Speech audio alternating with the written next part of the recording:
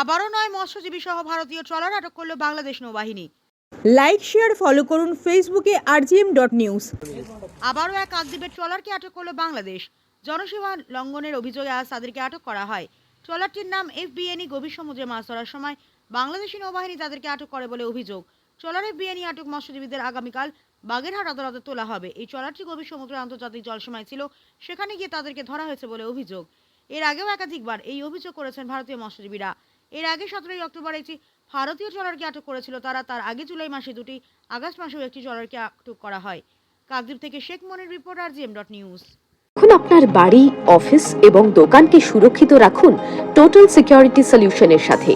আমরা বিভিন্ন নামি দামি ব্র্যান্ডের সিসিটিভি ও সিসিটিভি সংক্রান্ত যাবতীয় অ্যাক্সেসরিজ বিক্রয় করার পাশাপাশি সার্ভিসও প্রোভাইড করে থাকি। টোটাল সিকিউরিটি সলিউশন একটি নির্ভরযোগ্য প্রতিষ্ঠান যা 24/7 সার্ভিস প্রোভাইড করে থাকে।